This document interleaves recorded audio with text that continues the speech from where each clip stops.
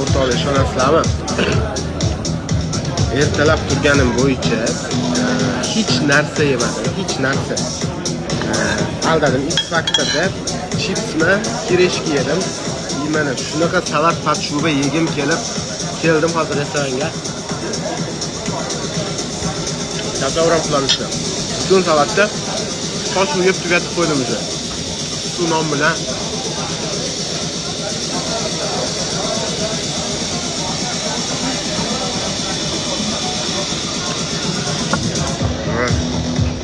Mancha rosa Instagramda ko'p yeydigandek ko'zingizga ko'rinaman bilaman. Chunki ko'pchilik aytadi.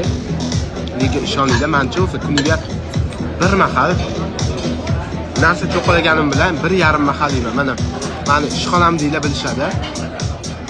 Hech narsa yemay yuraman. Uyg'onsam ham hech narsa yemayman.